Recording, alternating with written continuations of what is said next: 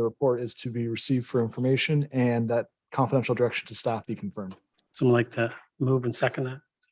Councillor Humphreys, seconded by Councillor Gilliland. Comments, questions? See none, recorded vote. Recorded vote has been requested for the first item of council reporting out of closed session. Councillor Thompson, how do you vote? Councillor Thompson votes yes. Councillor Kim? Yes. Councillor Kim votes yes. Councillor Gilliland? Councillor Gilliland votes yes. Councillor Gartner? Yes. Mayor Maracus? Yes. Councillor Gallo? Councillor Gallo votes yes. And Councillor Humphreys? Councillor Humphreys votes yes. The motion carries. Thank you. Second item, we'll go to Armory lease restart. Mr. Mayor, second item of council reporting of closed session. The motion is to receive the report and that confidential direction to staff be confirmed. Mover, seconder. Councillor Thompson, Councillor Kim, comments, Councillor Gallo. Thank you, Mr. Mayor. I'll tread lightly as we all know, there's only a certain amount that we can communicate to the public in closed session. The title of this is a closed session report CAO 22-003. And the significant part is Armory lease restart. And the discussion around the Armory lease restart. And I want to publicly communicate that I disagreed with the direction council took in closed session. There was information provided late in the meeting. I asked for postponement so I can absorb it all. Fortunately, that didn't move forward. And at some point, I'm sure through financial reporting, it'll be clear what exactly took place and what tax dollars were used regarding the Armory lease restart. So I want to express my disappointment with this item and that it's moving forward in a manner that it is. And that I'm disappointed with council members that they didn't allow me additional time to understand the new information and give me the time to absorb it and to make an informed decision.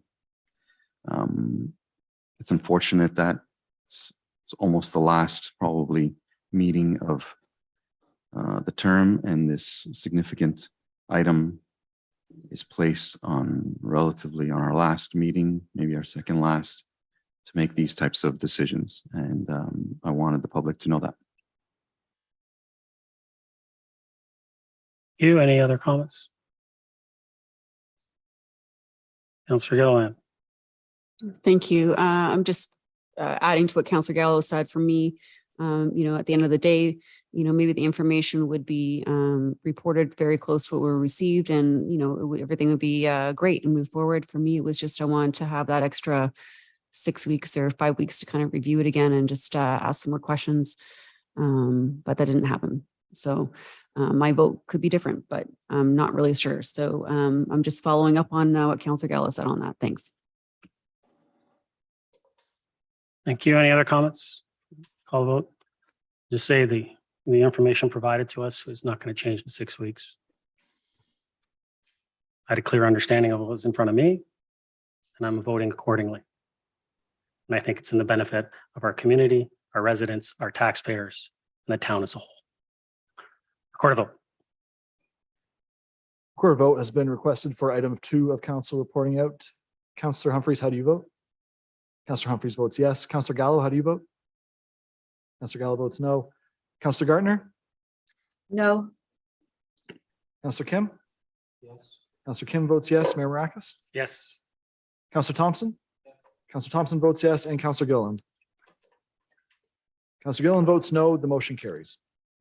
Okay, Mr. Clerk, confirming bylaw.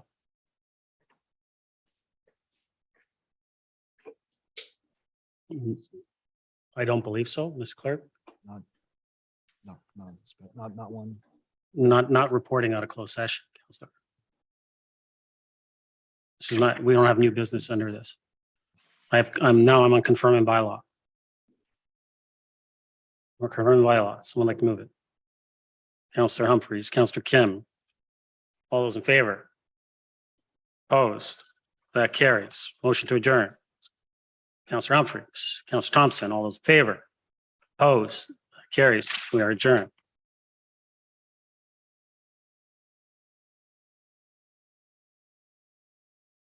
Clerk, time is 7:21. I'm going to call this council meeting to order. I'd like to start by acknowledging that the Anishinaabe lands on which we live and work are the traditional and treaty number 20 territories of the Chippewas of Georgina Island. As a municipality, Aurora has shared responsibility for the stewardship of this land while recognizing the many other nations whose presence here continues to this day. We further acknowledge that Aurora is part of the treaty lands of the Mississaugas of the Credit, recognized through Treaty number 13, as well as the Williams Treaties of 1923. A shared understanding of how the rich cultural heritage that has existed for centuries and of how our collective past brought us to where we are today will help us walk together into a better future. Council, can I get a motion to approve the agenda? Councilor Kim, Councilor Thompson, comments, questions? Call the vote.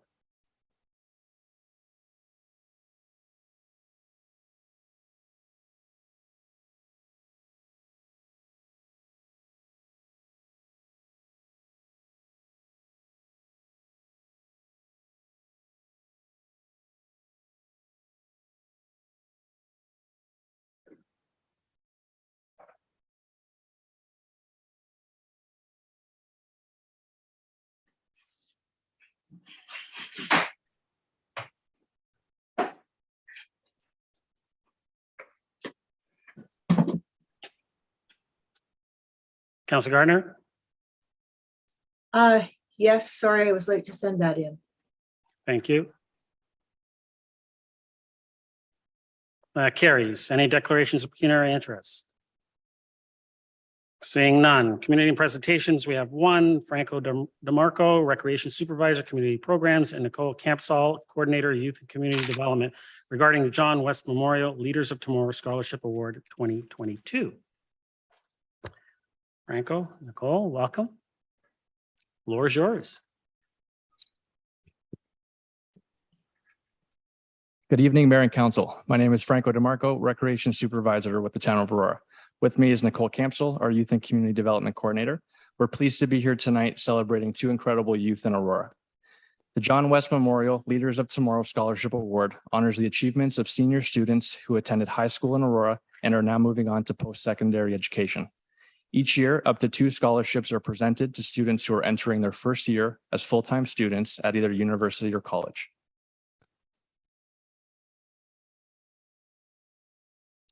This year's first winner is Catherine Viney, who recently graduated from Aurora High School, where she maintained honor roll status for all 4 years throughout high school.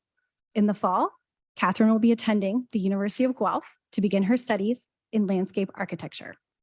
Catherine's contributions have made a distinct and positive impact in the Aurora community through numerous volunteering initiatives with the Neighborhood Network, Aurora Food Pantry, and Habitat for Humanity. As a teenager with cochlear implants, Catherine also works with parents and children who are cochlear implant recipients at Sick Kids Hospital to talk about life with hearing loss and helps them to better understand how cochlear implants have assisted in her successes. Catherine has a passion for helping others and giving back to the community. Catherine's dedication, commitment, and engagement to a variety of local initiatives is truly inspirational. Catherine is very excited to be recognized with this scholarship award.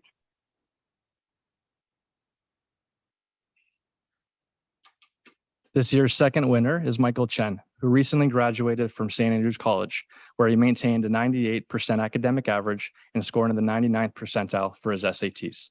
In the fall, Michael will be attending the University of Pennsylvania, where he'll begin in the Huntsman Program for International Studies in Business.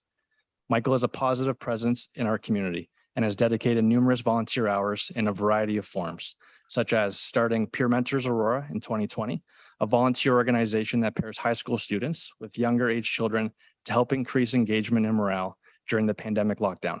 He is currently the co-chair of the Town of Aurora's Youth Engagement Committee, and he's assisted with planting trees for the Aurora Arboretum, to list just a few. Michael demonstrates exceptional leadership qualities and a commitment to making a difference in the lives of his fellow Aurora residents. Michael is grateful and honored to receive this scholarship award and is so thankful to everyone who has helped him along the way growing up and living in Aurora.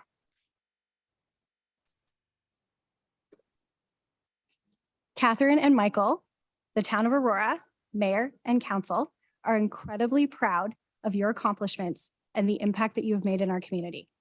We are honored to present you both with the 2022 John West Memorial Leaders of Tomorrow Scholarship Award. Congratulations.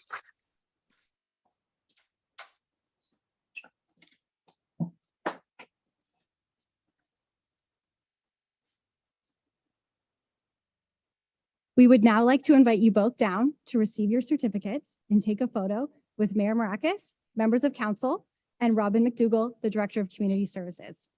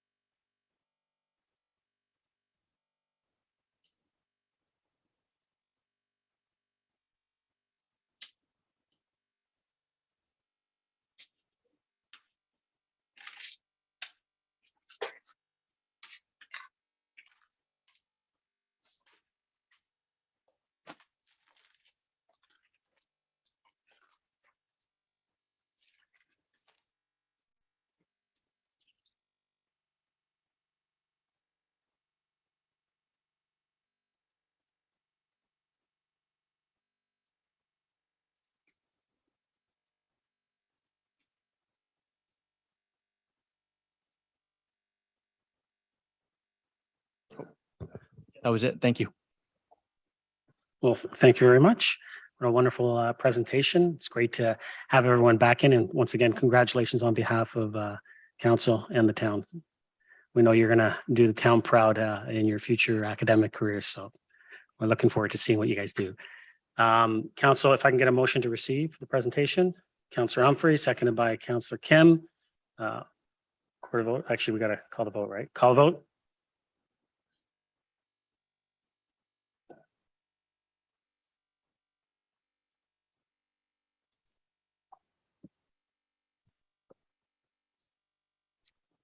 That carries. Thank you very much, Mark. Nicole, thank you very much. And you're more than welcome to stay for the rest of the meeting. It's up to you guys. I'll leave it up to you. But, but once again, congratulations. So, council, we have no delegations, consent agenda. I have 5 items. Someone like to move receipt and approval of those 5 items? Councillor Kem, Councillor Gallo. Comments, questions? Call the vote.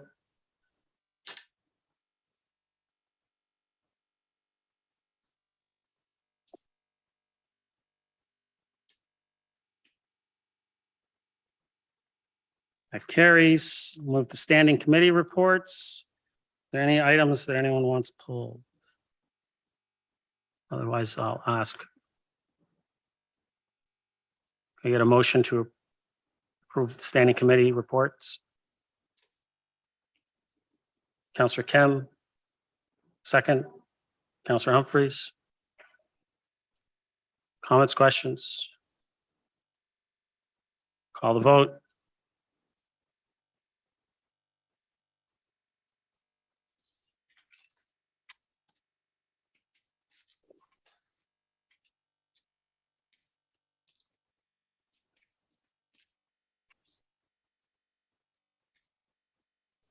Oh, I didn't hit submit. Sorry. I apologize.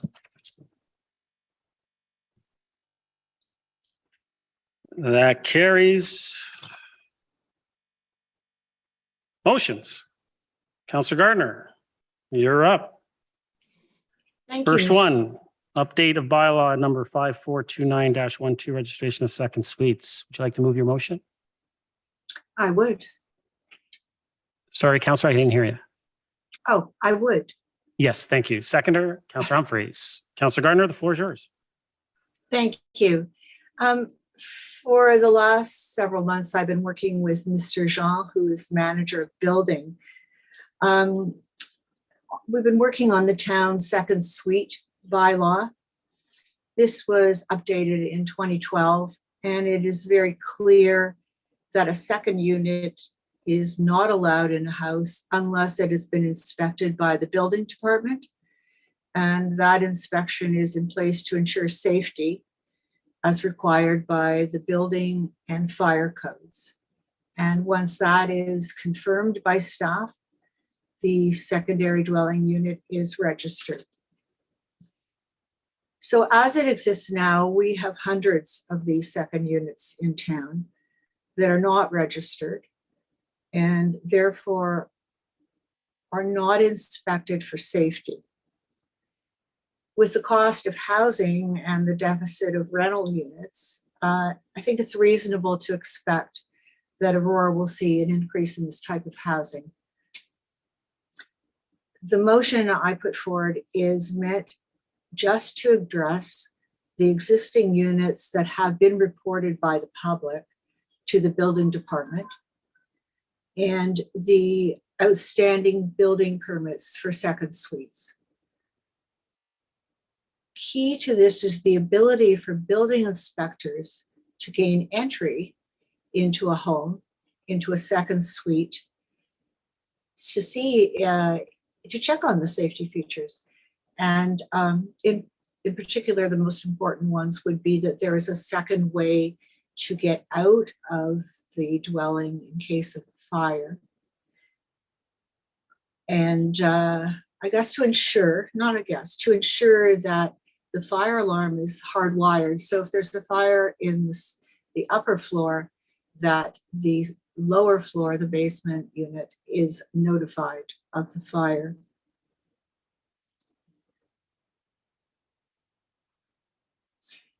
I think key to this ability for inspectors to get into these apartments, that these units that are in place, that are being lived in by people, and the need to ensure safety is that often the building inspectors are denied entry. So it's really problematic. So I've been thinking of ways that we might work around this. And I know Mr. Jean also has been working on this. And I think in order to be able to gain entry, that the town needs to send a notice to the owner of the house that an inspection is required, including a timeline when in which the house must be inspected. I don't think this is being done right now. I think that inspectors basically knock on doors, and you know, I can understand why a tenant would be a little surprised and not allow entry. So by sending the notice to the owner of the building, they can notify the tenant to expect an inspector to come by. The second thing would be a monetary penalty needs to be in place. If an inspection is refused by a homeowner, you know, what recourse do we have at the moment? So we need to put teeth into it. There needs to be a financial implication if the owner does not allow entry to check for safety. I'd like to propose that these be put on the tax bill. I think that's possible. I could ask staff, would that be possible to put a penalty for non-entry on a tax bill? Ms. Wainwright Van Kessel. Through you, Mr. Mayor, generally, if there are bylaw infractions that are not paid, we can add them to the tax bill. So we do charge an administrative fee for doing that as well. Counselor. Thank you.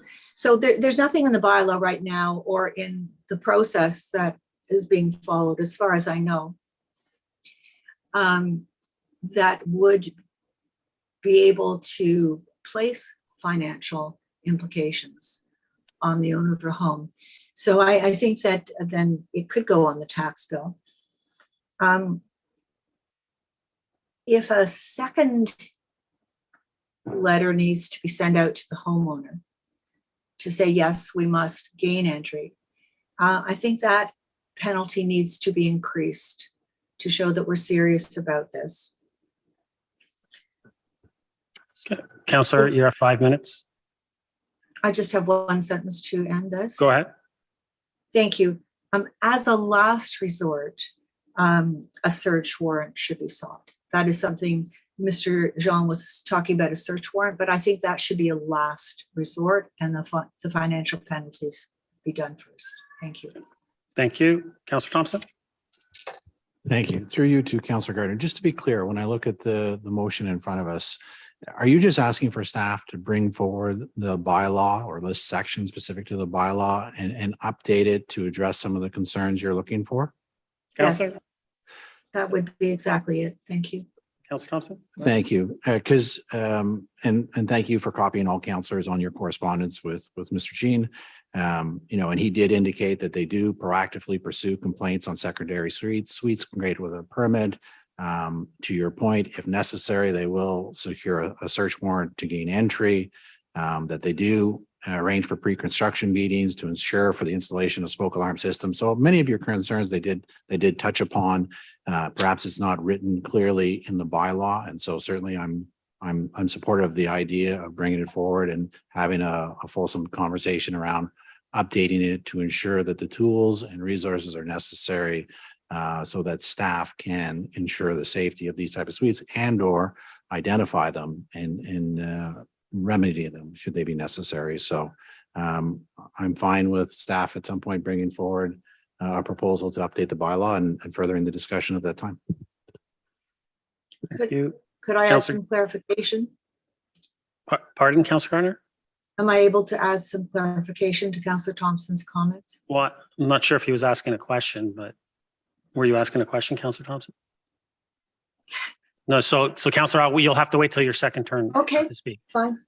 Counselor Gilliland? Thank you. I think that was along the lines of some of the concerns that I had, so I won't really repeat everything Councillor Thompson was saying. Other than the fact that as far as like the point of entry, so through you, Mr. Mayor, to Ms. Van Leeuwen, what challenges do we have now when it comes to keeping the safety of any tenant for any reason other than fire alarms? Ms. Van Leeuwen? Through you, Mr. Mayor, entry into dwelling units is embedded in legislation and you have to have the permission of the tenant to enter or the property owner, or you can seek a search warrant if you have some evidence to support that. Yeah, and with respect to fire alarms, you don't require a fire alarm in two dwelling units, you require smoke alarms.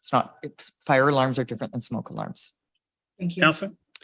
Thank you. And correct me if I'm wrong. So through Ms. Mayor, Ms. Van Leeuwen, if someone was to suspect that there was a secondary suite, but yet it wasn't registered, as far as having sufficient evidence to do an inspection, that we're required to have entry to gain entry or have that proof in order to do so. So I'm just with the motion that's in front of me, if it's dealing with, say, something that's known in the public but might not be registered, how is this motion going to help you gain any entry if we are going to have challenges having any proof? Ms. Van Leeuwen? Through you, Mr. Mayor, again, we would have to collect evidence. So it could be witness statements that are observing people living there or other evidence that would then be submitted to the courts, and Justice of the Peace would approve the search warrant, but it is quite a lengthy process. can require, a lot of documentation to support that search warrant. Council. Thank you. And so this is just specifically speaking to, I guess, the safety and the fire hazard, which I appreciate the intent and I totally get what we're trying to do here. I'm just trying to understand if the intent of the motion is going to help bylaw be able to collect that evidence or give, or I guess, trigger the action of collecting that evidence just based on speculation. Or is this like complaint driven? Is this a proactive thing? Like, I'm just trying to understand what we're going to be gaining from this today. Ms. Van Loan. Through you, Mr. Mayor. So in the 90s, in the late 80s and 90s, fire services did an education campaign, and they would knock on door to door. When I was a building inspector in the city of Toronto, they did an education campaign and knocked on door to door to educate the property owners and the tenants on the importance of having a safe unit. And so they led that program back in those days. Counselor. Thank you. And I'm assuming now they're still doing that. I know they're at the farmers market as well, and they were offering free safety inspections and such for anybody that wanted to. And, you know, I support, and maybe I'm misunderstanding, but I'm supporting everything that's in here and the intent of it. And I wanted, is this like saying that within the bylaw, we're going to make a little written affirmation within the bylaw that this is something that's necessary in order to have a second suite? Or are we trying to actually strengthen some of our bylaw the way we enter, like give us that proactive approach to say, okay, so there's a secondary suite now, bylaw needs to go check and see if they have this fire update up to speed. So what is the trigger there? I just want to understand what this is changing. Ms. Van Loan.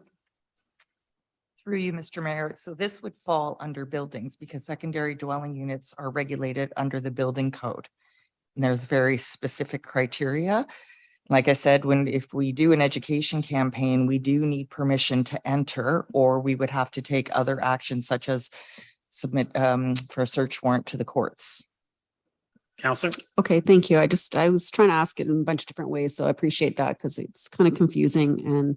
And I guess I need to defer to Mr. Ramuno as well. So through Mr. Mayor to Mr. Ramuno, the way that this is written, as far as the action for the building, is this going to be able to help improve the safety by the direction that's being written here today? Because I'm just curious as to what proactive change here is going to help increase that safety.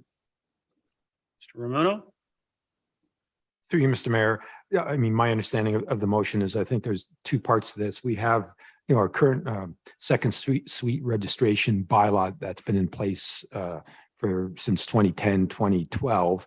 And we have over 300 second suites that are registered, that have gone through the process, through the building permit process. They've been registered, they're compliant.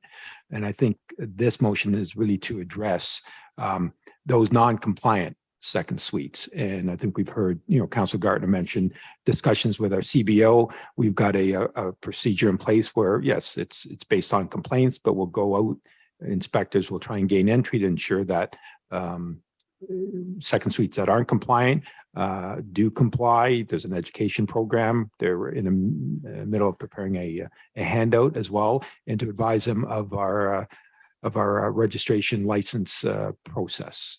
So it's really dealing with those number of units out there that are non-compliant. Counselor.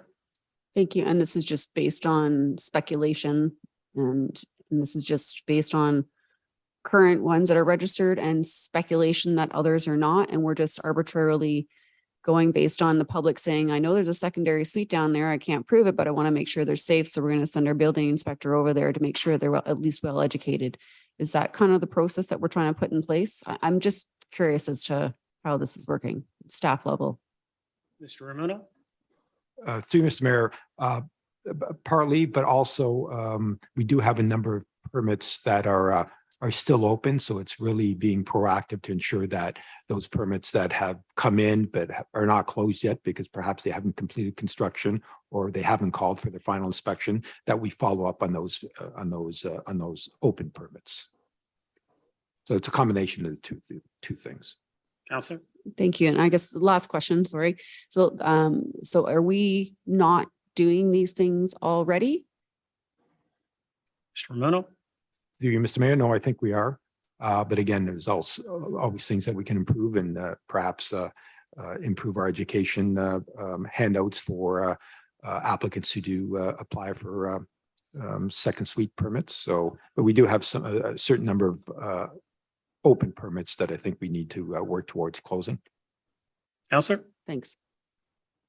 You? Well, Counselor Gallo? Some name disappeared on my lap. Go ahead. Thank you.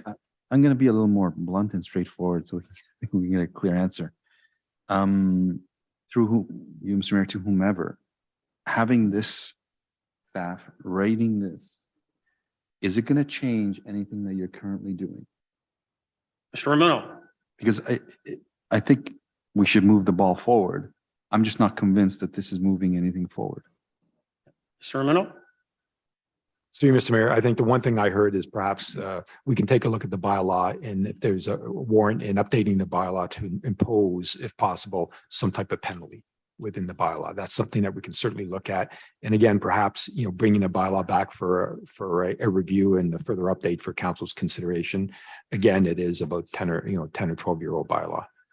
But we do have a process in place where we inspect these second suites, but again, there are a certain number that are still open and non-compliant. But I think the one change that I'm hearing is if we can impose a penalty on those properties where the owner refuses entry for our inspectors. Counselor? Through you, Mr. Mayor, is that not already the case? We can already do that from what I understand. Mr. Ramono?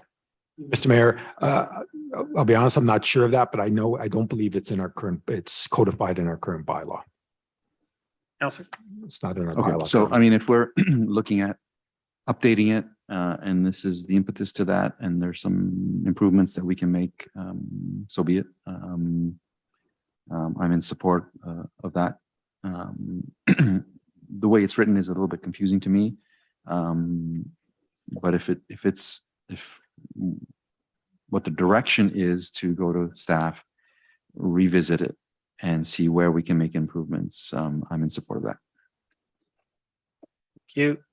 Councillor Humphreys? Yeah, Mr. Mayor, I wasn't going to ask. Most of my questions were answered. Thank you, Councillor Gillen, Councillor Callow. But just to clarify a little bit further, maybe to Mr. Ramono or Ms. Van Leeuwen, perhaps, in the last now, therefore, we have acknowledged that the historical and current problems enacting section of the bylaw requires safety, be directed to bring forward updates, just like Mr. Ramono mentioned, and at the very least, ensure that a house has a working hardwired fire alarm system and a second means of emergency escape. So it almost sounds like what, Mr. Mayor, what Mr. Ramono was mentioning, maybe an official education launch where we start doing some communication work with the communications department and say, look, if you've got a secondary suite that you have to follow these, it needs to be legally registered, needs to have to fire exit. So maybe while it's getting updated, we do an education program and launch it officially. Just because it does worry me to think of, it's not secondary escape for fire and stuff like that. But anyway, I just wanted to make that comment. I don't need to have any answers, but thanks. Thank you. Councillor Garner, did you want to finish up? Thank you, Mr. Mayor. Yes, and it's quite a complicated and confusing subject. And we knew when we put the bylaw in that it was going to be difficult. So I have been copying council on the back and forth discussions. At the moment, the building inspectors are going to the homes that have received complaints from the public. And the intent there is to inspect the home and see if it's safe. but there's nothing that requires the owner of the home to allow our inspectors in. So it's very hard for bylaw. I mean, I don't know how many times they go back, but my idea is if we get in touch with the homeowner and we give them notice that we need entry, and we give them a timeline, we give them a few weeks, then the chances of the inspectors going in to check for safety improve. But what will really improve is if we put penalties when homeowners do not allow our inspectors to come in. And, there are many second suites in Aurora.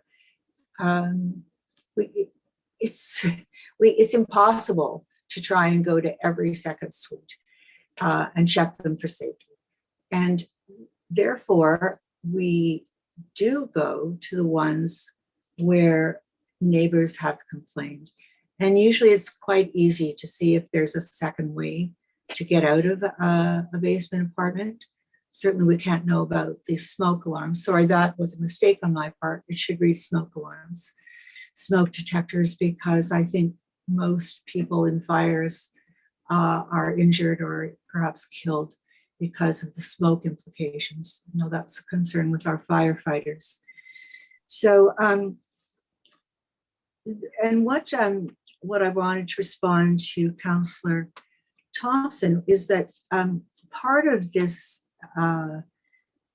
reply from Mr. Jean, it concerns homes there where people are already registering, about all the things that we do once somebody comes to register a home. Well, those aren't the homes that we're concerned about unless when they receive their building permit, they take a very long time to comply. So we need those inspections because after all, there are people living in those homes. There are renters living in those homes that potentially could be unsafe. So it's just a timely follow-up of the open building permits, which is the second part of the motion. But the first part is really, we need to put some teeth into this. And it is going to become an increasing problem. And I haven't addressed the fact that we are allowing, the provincial government is allowing us to have third suites. So this is quite a problem right now before we even get into the third suites. So this is something that needs to, we need to help the building department get this under control. And then we'll have to deal with the third suites. If they're in the backyard, I don't know how we're going to be able to even know if they're compliant or not. I understand why people want to do second suites. It's a second source of income, and it does provide housing. But often people don't know about the requirement or don't want to know about the requirement. So they don't come to the building department for registration. It does cost money to make sure a second suite is safe. So we have all these homes, and the only ones we can check on are the ones that the public has complained about. So at the very least, we need to make that process easier for the building department, less time consuming, and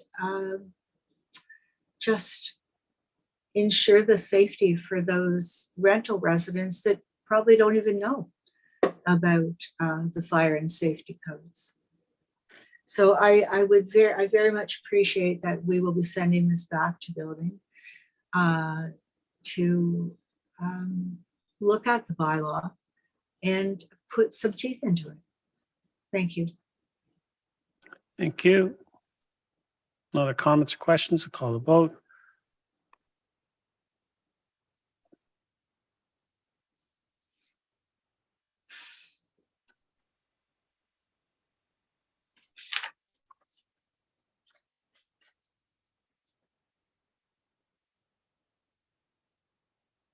That carries.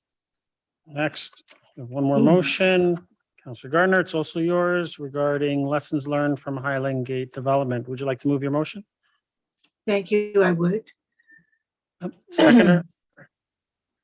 Anyone want to second that? Councillor Kim, thank you. Councillor Gardner, floor is yours. Thank you, Mr. Mayor. This is a very short motion. And I'm going to elaborate on it now. I had already proposed this motion when council received Mr. Bryant's email on June 28th.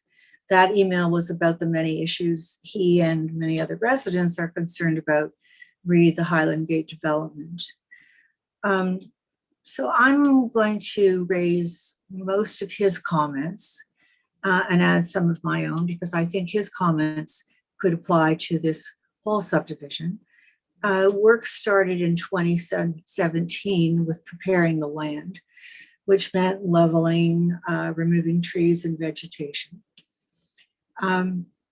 We did receive emails, I believe I did anyway, from residents who were backing on to this. And there was all kinds of overgrowth, excuse me, overgrowth,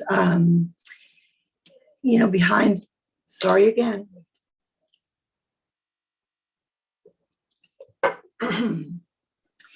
There was all kinds of overgrowth behind their homes that the developer wasn't cutting down. And there was also a lot of mud coming from the land onto their properties and onto the road. And we've heard other complaints. Recently, we heard one about what appears to be a sinkhole that's ended up in someone's backyard. The problem is this area has a very high water table. We knew that all along, but it's been hard to work with. So some of the other problems is the dust fences. I believe we got email from somebody about the dust fences. They're there to keep the residents from receiving all of the dust from the development. And we saw that they were down and in very bad shape and that they weren't being repaired. The other thing is, and I don't know why this is happening, a lot of earth moving was done in 2019 to 2022. And the developer was using, Cranberry Lane to come into the development when we already had set up an entrance gate for the construction vehicles to go into the development. So I'd just like to ask Mr. Muno, what happened with that plan? Mr. Romano? Through you, Mr. Mayor, I mean, a construction plan is in place. Our inspectors have been working closely with the developer. I mean, the construction access off of Bathurst was for the heavy earthwork machinery, but there's going to be use of Cranberry, especially now that they're working on the park. They've actually completed their moving of fill into the park off of Cranberry, and now they'll be moving in some topsoil and gravel to complete the park block. So moving forward, there will be use of those local roads, but the majority of the construction activity for that first phase was from Bathurst Street for the large heavy earth moving equipment. Councilor? Well, thank you, Mr. Romano. It seems to me that this earth is being continuously moved about and they're using Cranberry. So I don't understand why they're not using that gate. I mean, to have all these trucks moving up and down on Cranberry, apart from the truck traffic and the safety issue, there's all kinds of noise, vibrations that these residents shouldn't be experiencing. So is there any kind of a plan where we can get these heavy vehicles off of Cranberry Lane? Point of order, Councilor Gallo? Oh, Thank you. No, I find in favor of your point of order. Councillor, if you can stick to the actual motion, which is your motion in discussing and creating a committee. and it is lessons learned. So I do need to say what some of the lessons we have to learn from this development. So I believe that my comments are in order. Oh, I found in favor of Councillor Gallo's point of order. I think that if this motion passes, then that committee would discuss the lessons learned. There's no reason for us to get into a debate about the lessons that we have learned over the last 5 years of this development. Well, Mr. Mayor, I would like to know how many members of council have gone out to see this. Pardon? Sorry? I'd like to know how many members of council have gone out to see what's going on there.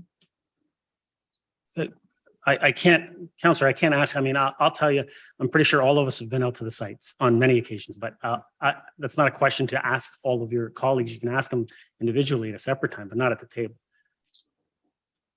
Okay. I'll ask you to continue on in regards to your comments. Thank you. Thank you. So then I'll mention these other things under new business. We're going to be experiencing a lot of infill development. And certainly this Highland development is quite unusual and has been going on for many more years than was anticipated by the developer when they came to council. So we do have to anticipate problems like this with the rest of the infill development that will be coming. So I think it's in order to have a committee to look at this, just as we've looked at lessons learned from the JOC, so that we don't make the mistakes again. And in this case, we're talking about quality of life for residents. So it's extremely important that we do have a committee who looks at that, they look at this carefully and that they try and avoid the situation for residents of the future when we do the infill development. Thank you. Councillor Gallo?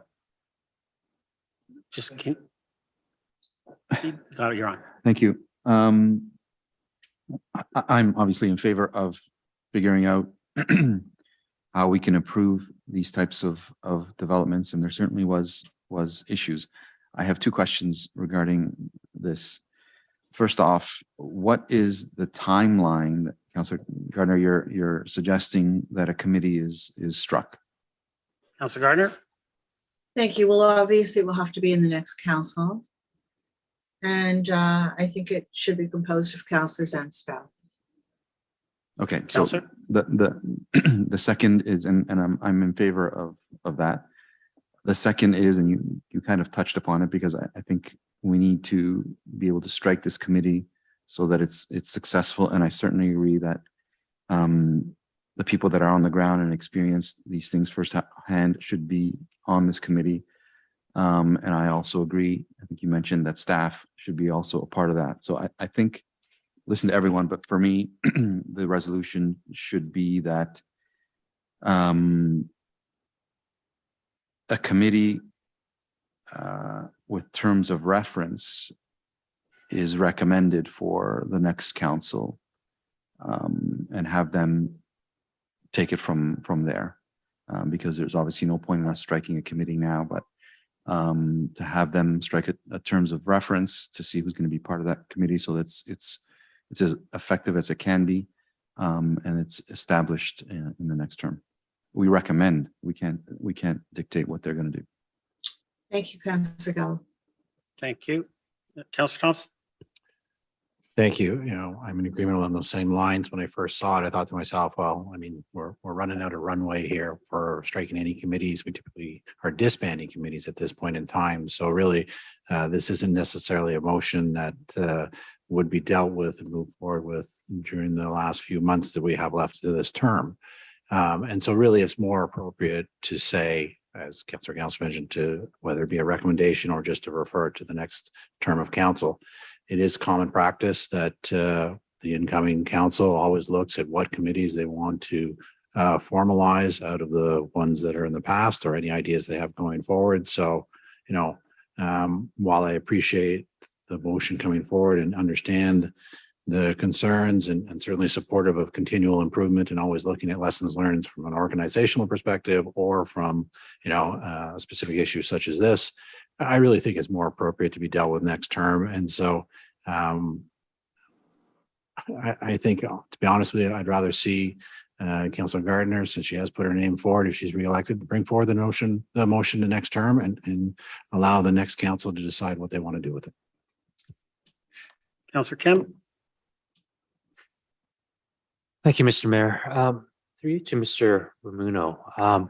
Most organizations I've been involved with, and I do believe that in my terms here in council, there has been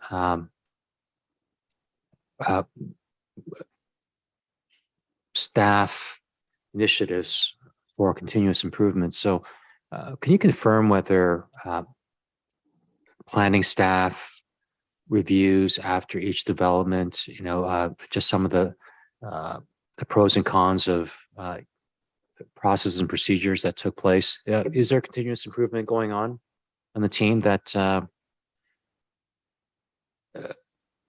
would benefit future processes? Mr. Ramuno. To Mr. Mayor, we certainly do that in development services amongst all departments. We always look at where we can improve processes, and we're always open to feedback where we can make improvements. So yeah, we welcome any feedback. So it's something that we look at. Councillor. I was going to ask another question, but I think that'd be kind of out of the purview here. But thank you. That's all for now. Thank you, Councillor Humphreys. Mayor, just a quick question, and I support the motion for sure. It's a good thing to do. But from the current scenario right now, remember when we initially the development began, wasn't there a sort of a helpline number that residents can call, and then they could always get through and report their concerns and they'd be addressed? Is that still in effect, to Mr. Mayor? Does anyone aware of that in staff, Mr. Ramuno? Mr. Ramuno, I think that was with the ratepayers, but Yeah, it dissolved probably. at this point. But Mr. Ramuno, go ahead. It still is, but we are taking any complaints through our general email or telephone, and we Perfect. respond as soon as we get those. Yeah, absolutely. Councillor? Thank you very much. I mean, that's important, and I see the responses. So thank you. Thank That's you. it. Any other comments or questions? So to Councillor Garner, I was just going to make a suggestion. From what I hear is that if you changed it to that the creation of an advisory committee to review the Highland Gate development issues be referred to the next term of council. Is that? And then the next term of council would look at that. We're recommending that they consider this. Is that, I mean, it's your motion, Councillor. I mean, I'm just I giving don't- you I what don't I've have a heard from at choice. the table. So I'm just giving you kind of what the sense is, I think, around the table, but it's your motion. Mr. Mayor, I don't have a choice if I want this to pass. But, this is a legacy of this council and the last council. I think we should be taking a stand. I don't know. I would have to ask through you to the clerk if it's possible to make this motion as stands and have it respected by the next council. Mr. Clerk? Through you, Mr. Mayor, council could certainly make the motion, but when we do bring the new committee policy with our recommended committees, at that time, council would have, of course, the right to reject that committee if they wished. Councillor? Okay, thank you. Would the reasons for striking the committee be included? Mr. Clerk?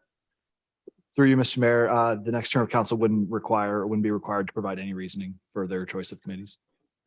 Councillor? Okay, well, I mean, it's 6 of one, half a dozen of another, but I would like council to take some responsibility for what's going on here and pass the motion as is. Okay, so you're going to leave as is? I'll try it, Mr. Mayor. Okay. Any other comments or questions? Call the vote. Oh, sorry.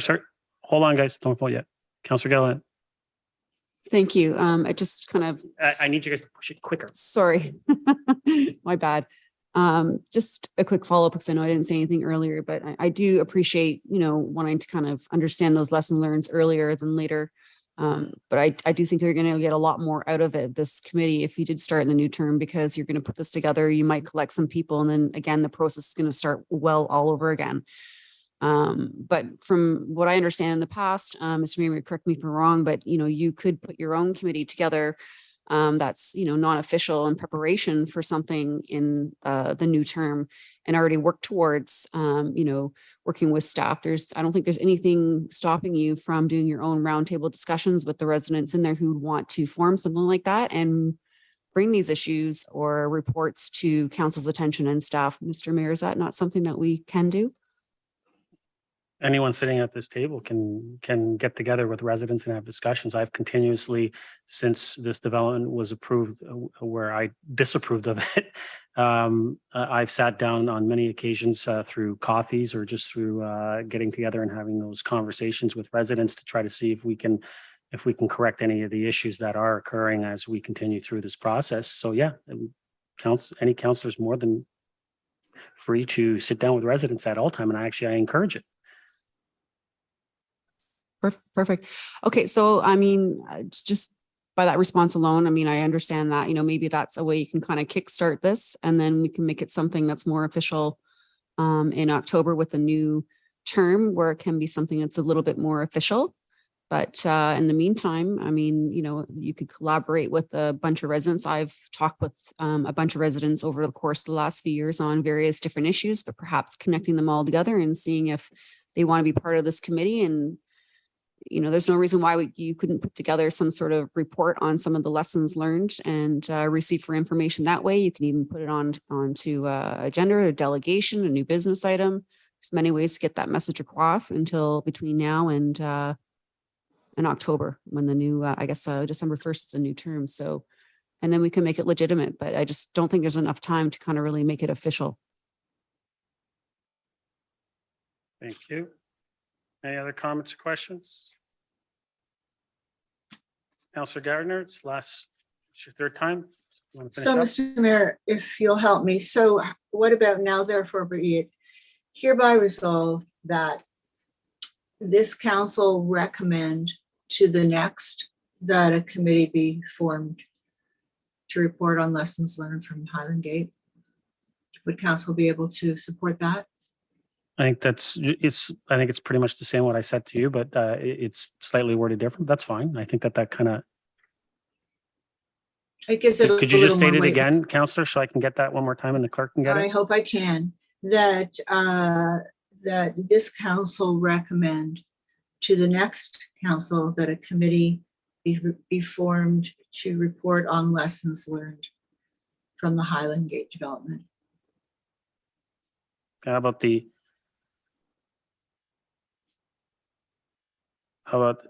that council recommends to the next term of council that an advisory committee to review the Highland Gate development issues. I lost it there, Mr. Clerk. I was trying to combine the two of them.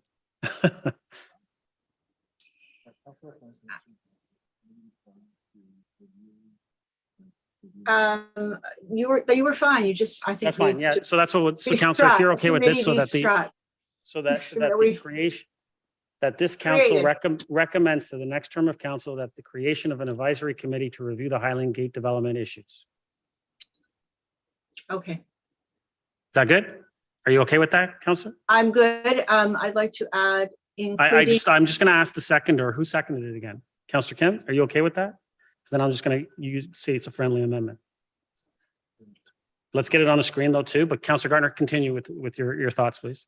Well, it's often hard if we don't give any specific direction. So I would like to include in it impact of work and scheduling on residents and the need for oversight from the town, or a policy for oversight from the town, by the town. I don't know how everyone, Councillor Kim. Yeah, that's the terms of reference. And I think that would be what would be presented if council decides to move forward at the time with a committee, and they would look at the terms of reference. I mean, ultimately, Councillor, I think that it's also suggesting that the town did not do any oversight. And I would disagree with that. Okay, so it should be I'm sure the town did oversight, but in this case, because of the time it's taken and the disruption, I think that there needs to be more oversight. There needs to be a policy of how that oversight is going to be done. I Thank agree, but I you. think that as was mentioned, That's going to be in the terms. Okay. Yeah, that would be in the terms. Okay. So in closing, I'd just like to say this has been, Mr. Mayor, you and I put forward a motion to try and protect against some of these things in the last term of council. And we were told that the construction management plan would be in place and that would take care of everything. It didn't. And nobody could have foreseen this situation that turned out for this development. But, the construction management plan as it stands does not solve all the issues. Thank you. Thank you. Councillor Kim, you okay with that? It's on the screen. Everyone see it? Councillor Thompson? I guess a couple of points. I think I thought the original intent, or at least the impression I got from the notice of motion, was really it's more like looking at it in a proactive lens in terms of lessons learned and how to improve the process in general. To me, I'm a little bit concerned that the way this is worded is really just delving into the development issues with Highland Gate and maybe getting a little bit too much into the weeds. Secondly, I think that perhaps there should be something in there just to identify that this is really a task force or a short-term committee, much like the leisure complex was. All right, that this isn't necessarily recommending a 4-year committee for the next term of council. And so I just perhaps, while I don't want to delve into the terms of reference and or the objectives of the committee, I just want to make sure that it's not necessarily recommending them look at the development issues so much to speak, but take a proactive approach and try and figure out how to enhance the process so that whatever occurred out of Highland Gate does not necessarily occur in the next big development that comes forward. So Councillor, and so how about now therefore be it hereby resolved that this council recommend to the next council that a task force be formed to review lessons learned of the Highland Gate development. Sure. And drop the issues. Thank you. Does that work for everybody? Lessons learned is in there, which was in the original motion. Okay, so that's fine. And to Councillor Thompson's point, this isn't just for the next big development. We don't have, we do perhaps have one coming up that will be impacting a residential area. But I'm talking also about all the infill that we're going to be doing, and it's going to be, in neighborhoods that exist. And we need to think about this so that we consider people's quality of life. Thank you. Good.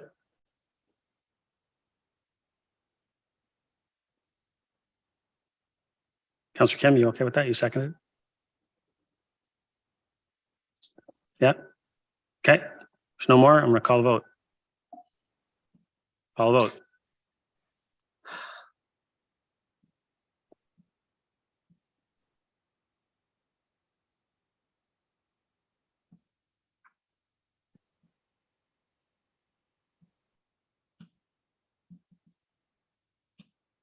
That carries.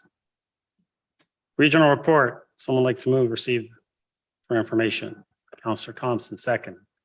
Councillor Humphries, any comments or questions? Call a vote.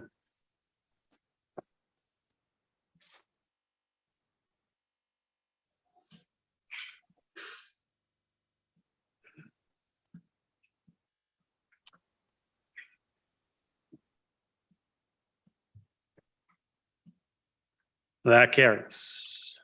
New business. Councillor Gillen.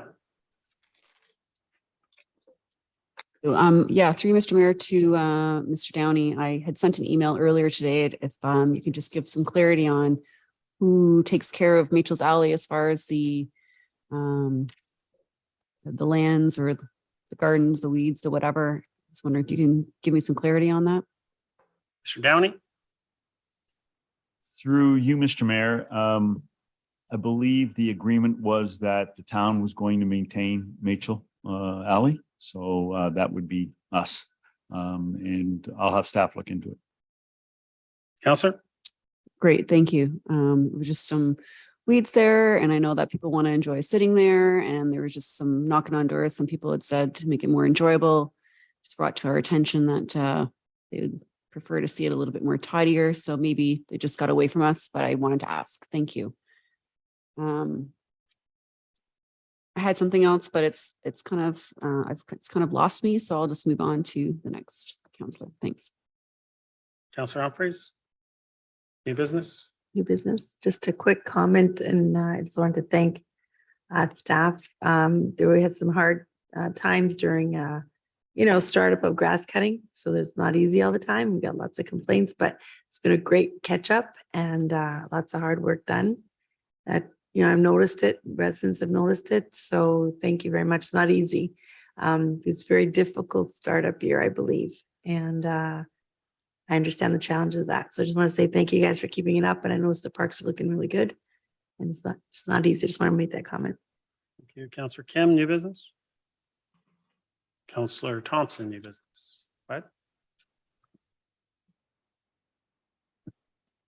Thank you. I didn't pull item 8.2.1, the audit, but I just wanted to make a comment and thank Ms. Wainwright Van Kessel and her entire finance team on a job well done. It was a clean audit. There were no misstatements, no issues. And I just wanted to congratulate them on a fantastic year. Thank you. Thank you. Counselor Gallo, new business. Yeah, I did want to put a motion forward, at least try to put a motion forward.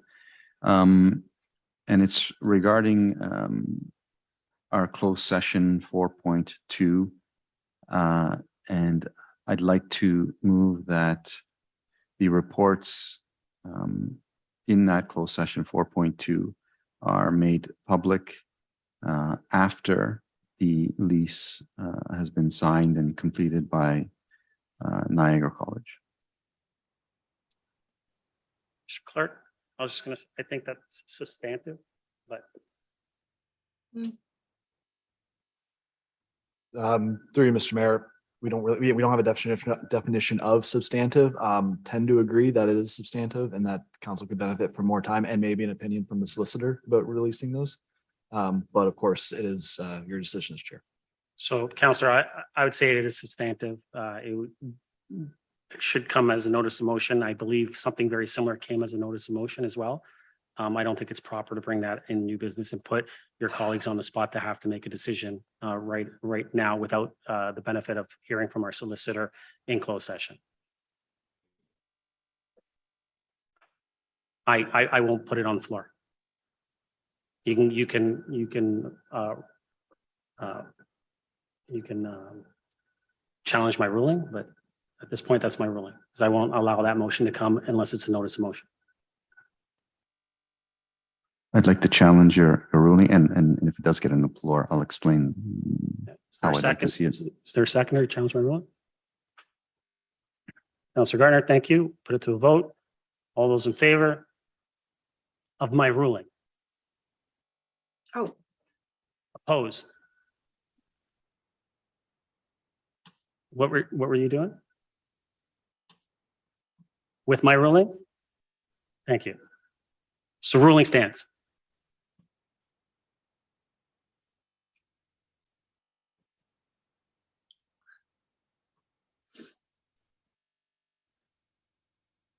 Disappointing. Would allowed me to speak, I would have addressed those issues, but I get the feeling that we don't really want those details public anyway, even if I put a notice of motion, but I'll leave it at that. Point of order.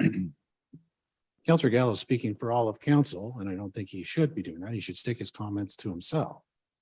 But I would agree with your perception that waiving closed session privilege is a substantive motion. Bring the notice of motion forward, Councillor Gallo, and then let's have that debate. Councilor Gallo, any new business?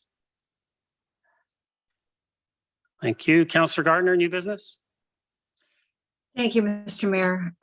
Last week, I mentioned with respect to the services the Conservation Authority offers, our Conservation Authority. Some services are going to be given to us because the province says that the Conservation Authority can do that free of charge. And then there's going to be other services that we're going to need to pay for. So Mr. Ramuno was kind enough to send me the report from last year.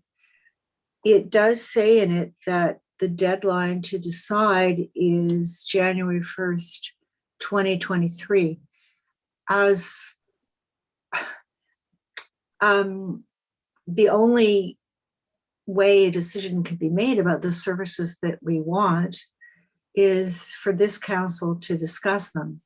I know that the Conservation Authority is trying to get an extension to the deadline, but that may not happen. So if we have to make a decision by January the 1st, 2023, it's up to this council. So my question is, have we received from the Conservation Authority a list of services they will provide and a list of services they need a memorandum of understanding from council for, and the cost for those services? Have we received that from the Conservation Authority? Mr. Ramono?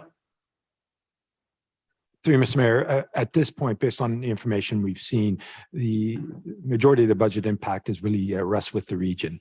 The service agreements that we currently have in place with the conservation authorities, our partnership agreements, and the local municipalities, we don't really see much change there. They will continue to provide their technical review and role to the local municipalities. Again, we did provide a couple of reports in the past. The deadline is June 20th or January 23rd for the 2024 budget process, but we're continuing to meet with the authority. And if we do have that opportunity with more information, we can certainly provide council with an update either via email or even for the September meeting. But again, we don't believe there'll be any budgetary impact on the local municipalities. Councillor? Thank you, Mr. Mayor. As I might have said last time, I attended a seminar on this, and I was told, the participants were told, that we really should have this under control by the end of June, I think it was. So in any case, I would be very interested, and perhaps council would be, to know what services we're going to continue to receive and what services we're receiving now that we might have to pay for as a municipality. So, Mr. Ramuno, would that be possible to put on our September agenda? Mr. Ramuno's nodding yes, but I'll let him in. Mr. Ramuno? Through Mr. Mayor, that shouldn't be a problem. Thank you. And if we, thank you. I mean, we should just have a printout from the Conservation Authority. And if we do have an August meeting, could you please provide that for the August meeting, just in case we're lame duck council? He's nodding his head yes. So, Will do. Yeah. Thank you. Okay. There was an item last week about retaining wall, and I would just like to say that I've spoken with Mr. Jean, and he was describing to me the practices that existed before the last 10 years. And when enclosure permits were granted, there wasn't much oversight. And we have substantially increased that so that we certainly do a site visit, and we even charge, put a security deposit down in case the truck that is building the pool damages our road. So that's a big improvement. Thank you. And the last thing is, Mr. Ramuno, are we resurfacing Cranberry Lane? Are we doing it, now or in the very near future? Mr. Through Ramuno? Mr. Mayor, yes, it's a current capital project, and I believe that's just about complete. That stretch of Cranberry Lane, it was scheduled to be completed by mid-August, and I think we'll be a couple weeks ahead on that project. But that's currently underway. Councillor? In that case, can you, the trucks are still going up and down Cranberry Lane. So I would have preferred that we would have waited until that was done, but can you see what you can do within your power to prevent those trucks from going on our newly surfaced road, because our residential roads aren't built to accommodate heavy construction equipment. Mr. Romano, So- can you have a conversation with Geranium? Through you, Mr. Mayor, will do. I have a meeting tomorrow morning with them. Perfect. Counselor? Thank you. It seemed like a waste of resurfacing. And also the last thing is, when did Geranium receive its approval to do phase 2 of their construction? Mr. Romano?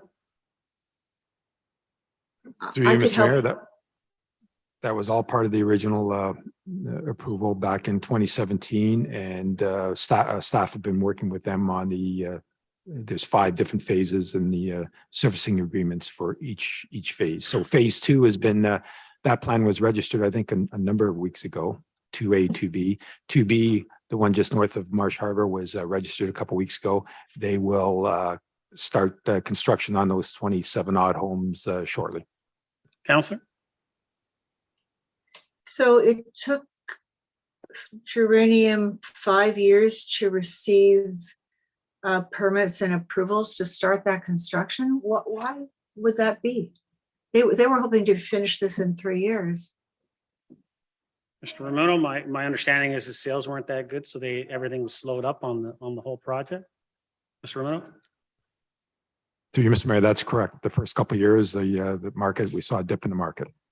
Counselor? Thank you. I understand that, but wouldn't they have put these all forward at the beginning of the process and been approved? Anyway, I find that rather strange that they've just recently been approved for one of their phases. I think that's it. Thank you, Mr. Mayor and Council. Thank you. Counselor Gilliland, you remembered that your other item? Yeah, thank you. Sorry about that. I had forgotten. I didn't press the button fast enough and I wanted to pull 8.15. So just real quickly, I just had comments. I know I was kind of on my way back from a flight, and so it was delayed and I was kind of bouncing around, and it's kind of embarrassing, but I was trying the best I can to be present as much as possible. And I just wanted to reiterate, in case people didn't hear me, just to read the support from the Arboretum about the Phragmites situation. So if I may, it just takes 2 minutes. It says, as you know, we, the Arboretum, and us personally support the town taking action on the control of the Phragmites is destroying your wetlands. And in our opinion, until such times as a biological control agent can be found, the only effective treatment is spraying with appropriate herbicide. From our experience in the Arboretum, this needs to be done for several years, gradually reducing the size of the infestation. The town needs to support this with budget allocation and a 4-year plan in keeping with the 4-year budget cycle that is now being undertaken. So I just wanted to thank them for their feedback. I want to thank staff for the report, thank council for passing this unanimously. Without this step, we won't have wetlands, and this is like our only way to combat this. So I really want to thank everybody for their support and their participation in this. It's very important. Thanks. Thank you. Bylaws. Someone like to move the bylaws? Councilor Gallo. Separate 13.4. 13.4 and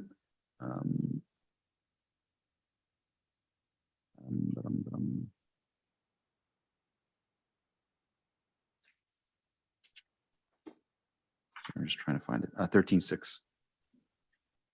I have some question.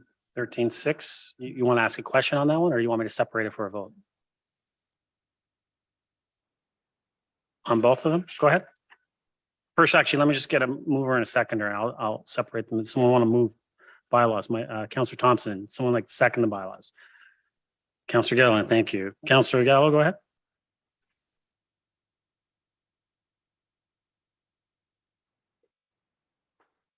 On the first one, get to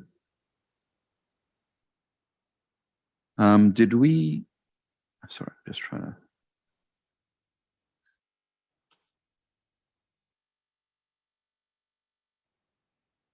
So the first one is Stop signs. stop signs. Did we receive perhaps someone could remind me, we were to do a survey. I believe staff was to do a survey, and I'm just wondering the results of that survey that, well, was it done and what were the results of that survey? And I assume it was positive, otherwise this wouldn't be before us. Mr. Romano? Through Mr. Mayor, yeah, survey was completed, just about a week ago, and it was positive, overwhelming support, over 80% for the all-way stops at both Connaught and Harrison. Counselor? So through you to Mr. Romano, were the questions on the survey as we described at council, one, the other, or both? Mr. Romano? Through you, Mr. Mayor, yes, and those 3 questions were posed, and 25 of the 31 respondents wanted the always stops at both streets. 2 identified only the always stop at Connaught, and no one said they didn't want any stops. So it was, again, over 80% for both intersections to have 4-way stop. Counselor? That's it. Thank you. Thank you. Do you want to speak to the other one? Yeah, go ahead.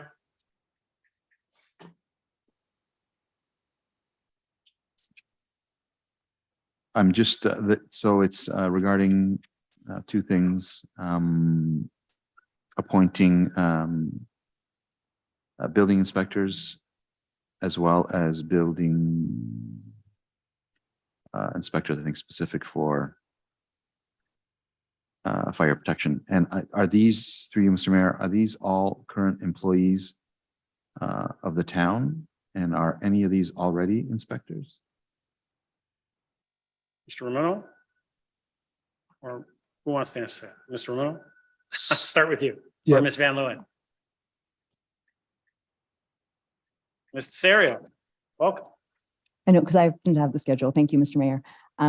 They are all employees of the town, and some of them are already building inspectors. We just slip sheet the schedules. So we just add a name onto the name that already is, the names that are already on the schedules. Counselor? So through you, Mr. Mayor, how many are new?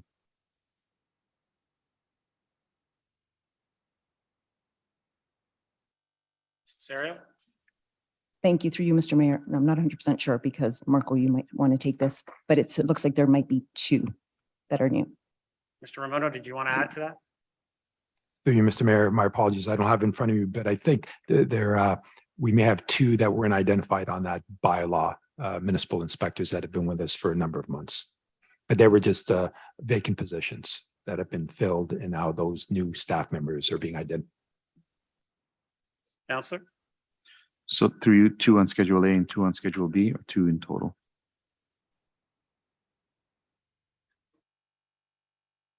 Mr. Serio? Through you, Mr. Mayor, the B are the fire prevention officers, and I don't believe that there's any new ones. Sorry, there's no new one? These I fire didn't hear. preventions, they're not 100% sure. We would have to reach out to. Okay. Yes. It's just they're long lists, and I found it odd that we would be identifying building inspector, and I recognize one of them that is a current building inspector. So this is the way it's done. So be it. Is that all, Counselor? Thank you. Counselor Gilliland, you got a comment or question about the bylaws? Yeah, I just wanted some information about 13.4. I had sent an email to Mr. Ramuno earlier asking for some information about the survey as well, just based on some emails that we had received from surrounding residents. So I guess some of the concern was, whether or not constituted they'd be notified, even though they don't live on Wells, but they lived kind of a few doors down and felt they weren't notified. And then also I just overheard 21 out of 30, or I don't know what the number was there, sorry, but if you could verify that as well, as far as is that the entire street of Wells? Like, I'm just trying to understand what the parameters are to ensure that everybody's properly notified. Mr. Ramuno? Through you, Mr. Mayor, our traffic analyst identified the survey area, and it identified 33 properties on Wells Street from Metcalf down to Kennedy. And of those 33, we got responses from 31. And as I mentioned, over 80% in support of both always stops. Counselor? Thank you. I just recall when we had done some traffic calming measures on Center Street that we had gone back to the residents, and it was in our best interest to canvass the entire street of Center Street because we were putting speed humps. So I'm just curious as to why we aren't requiring the same thing on Wells Street. Mr. Romano? Through you, Mr. Mayor, I mean, again, that is the traffic calming policy. It does have different requirements for speed bumps, et cetera. But the always stop policy, again, our typical practice is, staff will do traffic counts to see if there's warrants, et cetera. But we did get clear direction from council with respect to the questions to ask on those surveys. And that's what the survey reflected. Counselor? Thank you. And was the survey conducted by the town, or was this conducted by the local residents that had delegated Mr. Romano? based on, because if he had done some preemptive petitioning prior, then the questions we had specifically directed wouldn't maybe have been the same. Mr. Romano? Through you, Mr. I believe that staff prepared the document and forwarded it. So it's a staff document. It's a town document, town survey. But Mr. Romano, you can. Through you, Mr. Mayor, that's correct. Staff prepared the list of properties to be surveyed and identified those questions on the petition, prepared to petition. Counselor? Thank you. Okay, I guess it's not that I'm disagreeing with this. I know this is the council direction. I guess with my experience, when I lived, and I've been in Aurora for 26, 27 years, I've lived in 4 corners of Aurora. I was a resident who had stood up and wanted some stop signs or wanted some traffic calming. And I was told by staff back then, no, you got to canvass the entire long street of, that I lived on, which, encompassed probably 100 homes. And I had to give all options to everybody of what they wanted. And I was recommended by staff, stop signs, this, that. And this is like Metcalfe to Kennedy. And the stop sign hasn't even gone in yet, and we're already getting emails with complaints that they feel like they weren't notified. So I wouldn't be doing my due diligence by asking what this process is. Hence why I sent an email earlier just to kind of get some clarity. I didn't realize the bylaw was going to be, apologize, did not notice that. So thank you, Councillor Gallo, for showing that there. And I had a resident stop me on the weekend and had noticed that the stakes were already there. And that's kind of what kind of spawned me to ask as well, because it was rather quick.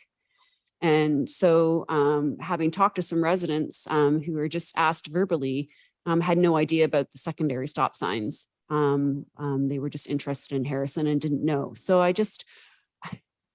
okay. I mean, I just don't, is there a policy that's there that says like it only requires a certain amount of residents in a certain distance from the stop signs? Like, I just don't want this to blow up in our faces to say, you didn't tell me and you didn't notify me, because if we've already got one person, I don't want to be ticking off other people because they feel like we didn't do our jobs to at least consult with them. So is there something there? Like, it's not that I'm against what we're doing as far as like the safety and everything. It's the fact that I want to make sure that at least we're asking everyone on the street fairly. So could you point me in that direction, Mr. Ramuno? Mr. Romano, I mean, I can answer the fact that we do have a policy, Councillor, and it does state that a petition requesting implementation of traffic calming measures must be signed by at least 70% of households on the street. So we do street, and then the impacts to adjacent streets are looked at from our IES department, and they anticipate the proposed traffic calming measures and if they would have significant traffic impacts, and they decide that whether it needs to go beyond that, and they decide on what the scope of that survey would be, and that's what staff have done. I would suggest that if council wants to change the policy, that a motion come forward looking at changing the policy, but the policy was adhered to. If I may just comment just real quickly, you said the street. Yes, and then I believe the gentleman that has emailed us doesn't live on the street. I understand that. My question was if it was to the street and there was only, say 30 people who had petitioned and signed, and this is from Metcalfe to Kennedy, we have Kennedy to Cousins, and then we have Metcalfe to Wellington. So would that not constitute as part of still collecting data, much like we did for Center Street? Look, I'm just going based on what we've done in the past, and this is what we've done. So it's not, again, like I said, it's not like I'm against what we're trying to achieve here. I just don't want this to bite us in the butt when people come and say, well, how come I wasn't consulted? Who decided we only need to go to Metcalfe, and who decided we only need to go to Kennedy Street? Kennedy Street's like 1 block away from Connaught. Goes all the way down to Wells. So I don't know why these houses would be excluded from it.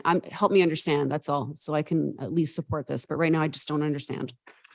Counselor, as I mentioned, and Mr. Muno can clarify, it's up to staff to decide the length of it and where the impact area would need to be on the street. And they decide that, similar as when we decided when speed humps would go on to Kennedy Street. We were looking at, and actually we sent out a survey to the adjacent streets. And council said, no, we need to follow our policy, which is just the street. And we took just a certain section of Kennedy Street, which was now in favor, whereas originally they were opposed. The overall survey was opposed to that. So we reverted back to our policy because we weren't following our policy to the T. And then we move forward with putting speed humps there. And not all the people on Kennedy, as all of you know, because we've received many emails from people that don't live on Kennedy Street that don't want to see those speed humps. But our policy is the way it is stated. If we want to see a change to that policy, then it is something that this council as a whole needs to put forward. And if the majority decide to change that policy, then that's what we would do. If we want to require staff to look at the entire street, and that's the way it is, regardless of the length of it, then that is what we need to put in our policy moving forward. And we need to do that by way of motion. Councilor. Thank you. Then, I mean, I certainly think it's worthy of a motion if it's kind of like an ad hoc decision. Kennedy and Connaught are, I don't know, how many feet? 60 feet away from one another. So just based on my own experience, having canvassed for stop sign and whatnot, and kind of the grounds that I had to canvass, and what we did with center. And if it is unclear, then, you know, maybe we need to make these policies a little bit more clear and consistent so we have something to fall on. But, you know, right now it's not. Thank you, Councilor Gallo. Second time to the bylaws. Yes, thank you. I asked whether staff did the survey, and maybe I should have been more specific. They actually developed the physical survey, but did they physically go door to door and collect the data? Mr. Romano. Through you, Mr. Mayor, no, the survey and the list of properties were provided to the speaker, I think was Mr. Chapman, to complete the survey. But we identified the properties and the questions as directed by council. Yeah, I don't think that was the intent of the motion to just develop the survey and then give it to someone and have them do it. The intent from council was for staff to do the survey as a third party, non-bias. Right. Go knock on doors, say, these are your options. Let me write it down. Thank you very much. Let me go to the next house. That's how it should have been done. That's how I believe the direction was. The direction wasn't, let's put a piece together and give it to the homeowners to do the survey. There's a clear bias there. It shouldn't have been done that way. That's not the way. That is how our policy reads. Our policy says we write it and we give it to the residents to do it. The resident is required to do a petition, not staff, not the town. But the direction of council was that the staff do the survey. Is it staff develop a survey? Not develop. Let's take a look at the motion. Council, you're free to vote as you see fit. Well, I know that. Councilor Humphries. So just a couple of clarifications. So when this just happens, like when someone comes forward or any street, I've been involved in many traffic calming things myself, including the speed humps way back when on golf links.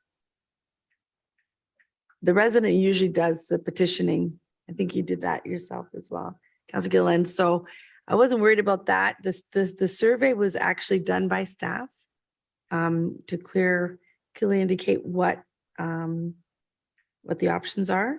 And I just forwarded emails to everyone for some clarification as well. Sorry, guys, I wasn't doing the greatest last week. So I sent Nelson's got some information here, but I think we're okay. Just, you know, and I don't see, you know, when someone knocks on the door and asks you, would you like a stop sign, gives you 3 alternatives, none, 1 or 2. As a resident and I live there, I'm going to say what I'm going to say. No, yes, I want them. So I don't think this influence. I mean, there could be like a strong passion of what I want, but I remember knocking on those doors and getting people saying no, and people getting really upset that I had a speed hump at the end of their driveway, and were complaining about their car tires getting ruined. And so you're not going to make everybody happy. You're never going to, I wish we could. But at the end of the day, what we're trying to do here is just make the street safer with 2 stop signs on one street, on Wells Street. They already have a stop sign on Harrison and Connaught. So it's just the one strip to provide some safety and some speed safety measures, as I think it's over 90% of the residents want the 2 stop signs. But, it's the majority rules. It's democratic process. It was signed, people sign their names to it. And I don't think people sign their names on anything unless they believe it. I think I wouldn't sign anything I don't believe, because now I put my signature to it and I have to support it. If I didn't believe in it, I'd say, you know what, unfortunately, I don't want them. I would never sign anything I didn't believe in. So whether it's staff, biased or unbiased, I mean, a passionate resident, always takes a passionate resident to come to council. That's what happened at Leslie and Wellington a month ago. We had a resident, one in particular, who led the charge, and we all listened to them. And we did it. No traffic warrants, no speed, no surveys done at all for that one. And we're spending over $300,000 on it. So I think we just got to be a little careful. Like, why are we highlighting this street now as a big suspicious deal and not another huge opportunity that we did on Wellington and Leslie that none of us even talked about, asking how other people thought? I don't understand what's happening here. Is it because it's my motion? Is it that time of year? I guess it is. You guys vote the way you want. Thank you, Councillor. And I'm just going to read the motion that we did pass. It is that now therefore be it hereby resolved that staff be directed to install a 4-way stop the following intersection once the threshold of 80% of community support has been confirmed. And that was the same for both intersections. And then the third clause, which was the final clause, was that a local resident survey provide options to choose one, both, or neither of the above locations for a potential 4-way stop installation, period. So to me, that means we follow the policy, and that's exactly what staff did. Policy is that a resident goes out with a survey developed by staff.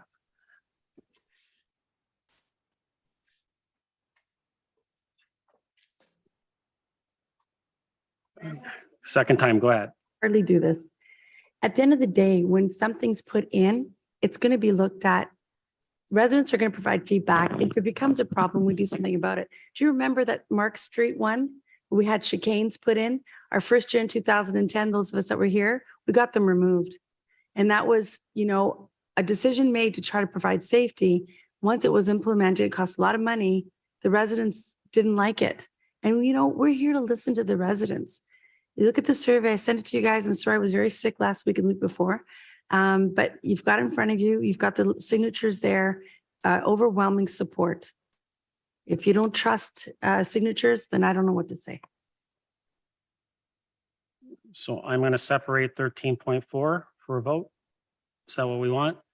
Councilor Gallo, did you still want 13.6 separated? No, just 13.4? Doesn't have to be separated? Councilor Gillen, did you want it separate? Or it doesn't matter?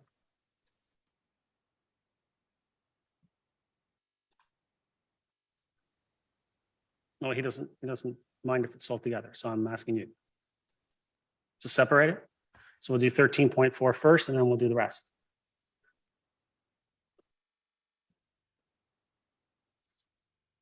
Do you want to speak again to the bylaws? Go ahead, second time. Thank you. I just kind of felt compelled to kind of respond to some of the passion around the table. And, we are, I guess, reiterating on some past projects based on, what's before us today.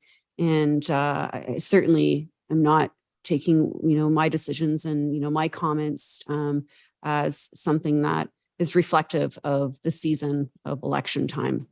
And at any point at all, do I want to feel like any of my decision-making now has to be, let's make nice because it's election time? I'm just simply trying to voice an opinion based on the information that's set before me.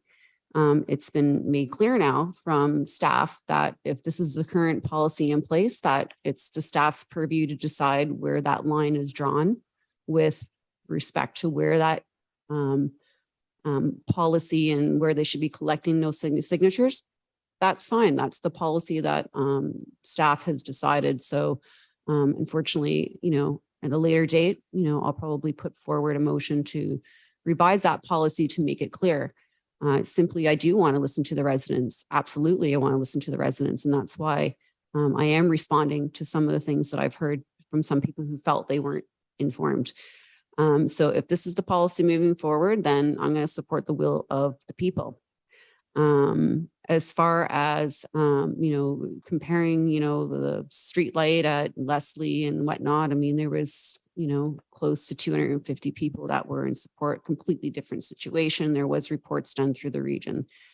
I just really want to make clear that, it's my role to ask questions and have some clarity to make sure that, we're consistent. We're all concerned about, and we do have a vote and we vote a certain way, that we have an explanation as to why we voted a certain way. So I've asked my questions. I've been clear with staff about what the policy is.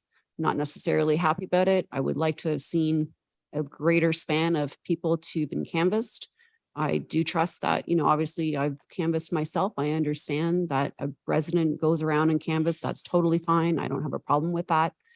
It was just really the outreach that was unclear to me. So regardless of the situation, I'll be voting in favor of how this was put forward because that's the policy in place. But I just wanted to set clear just kind of some of the sentiment that I didn't want to be misconstrued as something that was personal. Thank you. Mr. Clerk, 13.4. Call a vote.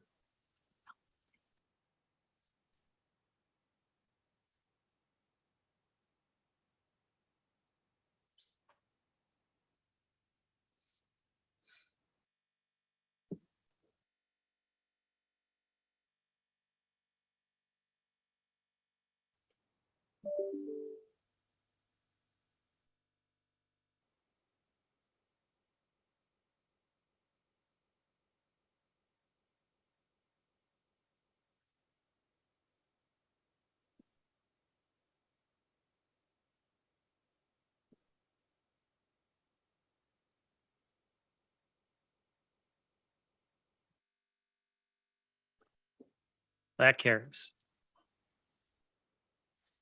Remaining bylaws.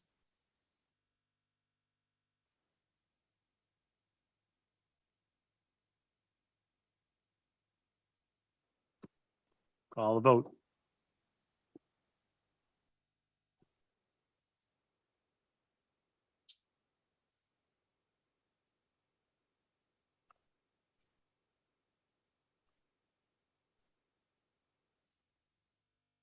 That carries. Confirming bylaw. Does someone like to move that? Councillor Humphries, Councillor Kim, all those in favor? Opposed? That carries. Motion to adjourn. Councillor Thompson, Councillor Kim, all those in favor? Opposed? That carries. We are adjourned. Have a great week, everyone.